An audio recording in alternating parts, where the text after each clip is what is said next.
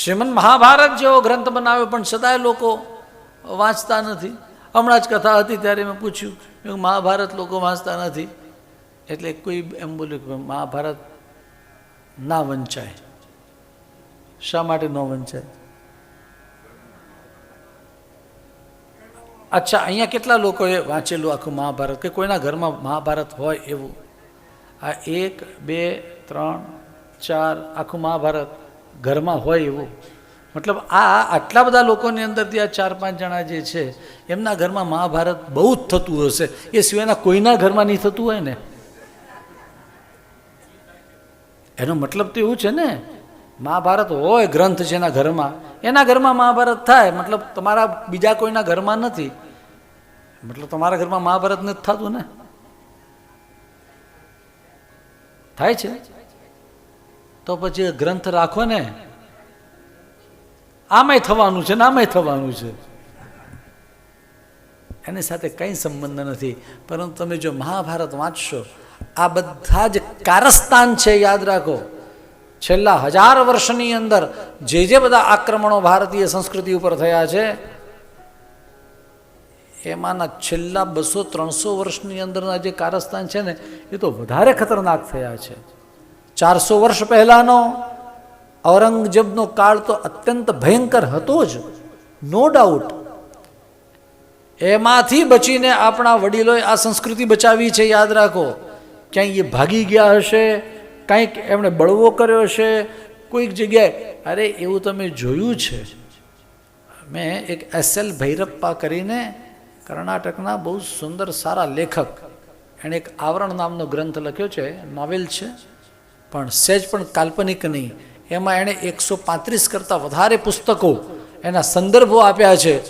અને એ સમયના શાસનમાં જે વિધર્મીઓએ સનાતનીઓ ઉપર જે અત્યાચાર કર્યા છે, એ સહેજ પણ સહન ન થાય એવા હતા. અને એ સમયે આપણા વડીલોએ આ ધર્મને સાચવી રાખ્યો. કોઈ વાર માર પણ ખાધો હશે, કોઈ વાર છુપાઈને પણ ભાગ્યા હશે, પણ એણે પોતાના ઠાકોરજીને નહીં છોડ્યા, સેવાને નહીં છોડી, મંદિર નહીં રહેવા દીધું, કદાચ હવેલી રાખી હશે, પણ ભગવાનને નહીં છોડ્યા, આ ધર્મ ના છોડ્યો, શ્રીમદ ભાગવતજીને નહીં છોડ્યા. આપણા વડીલોએ કેટલું કેટલું સહન કર્યું છે અને અહીંયા સુધી લઈ આવ્યા છે. એ તમે તમારા બાળકોને ફોરવર્ડ કરો છો. તમને એ પગે લાગતા જોઈએ એટલે બાળકને એમ થાય, પપ્પા પગે લાગે છે, મમ્મી પગે લાગે છે, અમે પગે લાગીએ. અહીંયા પગે લાગવાનું થતું હશે કદાચ. આ ધર્મ આ ભાગવતજીએ રક્ષ્યો છે, એની રક્ષા કરી છે. પ્રિયજનો, મહાભારત વગેરેની અંદર આ ધર્મની વાતો કરી. અને આપણે એમ કહીએ, મારી એ વાત કરવી હતી કે છેલ્લા 200 વર્ષની અંદર અંગ્રેજ કાળ દરમિયાન તો એવું તૂત ચલાવવામાં આવ્યું. કારણ કે પ્રેમાનંદ ભાવનગરની તળાવે બેઠા હોય અને હજારો માણસો હોય. આ પ્રેમાનંદે તો કેટલી પ્રતિજ્ઞાઓ કરી કે આ ગુજરાતીને હું ઘેર ઘેર નહીં પહોંચાડું ત્યાં સુધી ચોટલી નહીં બાંધું. એકડમ ટીકડમ 12 આના, અબે તબે કા 16 આના, અઢેક અઢેકા 8, એકડમ ટીકડમ 12 આના, સુસા પૈસા 4, આવું કંઈક મને એક્ઝેક્ટ યાદ નથી આના વર્ડિંગ.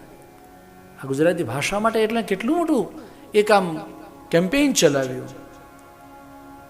વડોદરા શહેરની અંદર છું એટલા માટે મને યાદ આવે અમારા ધાર્મિકલાલ ભટ્ટ, દાદા ધાર્મિકલાલ ચંદ્રલાલ ભટ્ટ, માણ ભટ્ટ, ખૂબ સારા આ માણની વિદ્યામાં પારંગત. એમના દીકરાઓ એ બધા સાથે પણ અમારે તો બહુ સારા સંબંધ છે.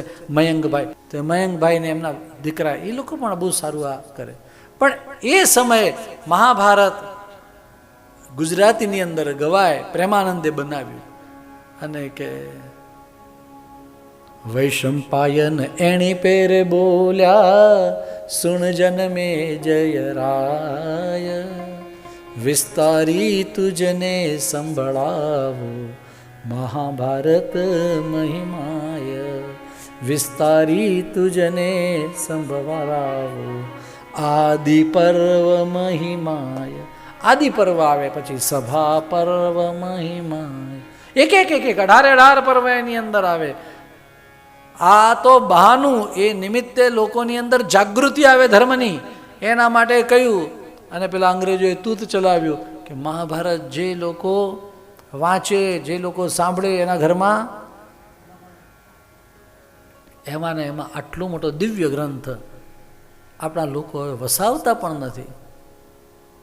2000થી ઓછી વધારે કિંમતની તમે કોઈ પણ વસ્તુ લો તો એમાં 20% ડિસ્કાઉન્ટ ગીતા પ્રેસ આપે. મુંબઈની અંદર એવું કરે છે. 2000નો ગ્રંથ આવે, 1600 રૂપિયામાં તમને મળે, અને તમારા 1600 રૂપિયા તો એક દિવસ હોટલના ખર્ચામાં નીકળી જાય છે. પુસ્તક તો વસાવવું જોઈએ અને વાંચવું તો રોજ જોઈએ. એના 6 વોલ્યુમ્સ છે. આપણા માટે આ બધું લખ્યું છે વેદવ્યાસજીએ. આપણે વેદો ના વાંચીએ, પુરાણો ના વાંચીએ, ઉપપુરાણો ના વાંચીએ, શ્રુતિ સ્મૃતિ, શુલ્ભસૂત્ર, ગૃહ્યસૂત્ર, ધર્મસૂત્ર, બ્રહ્મસૂત્ર, આ બધું આપણે વાંચીએ. કોના માટે બનાવ્યું આ બધું?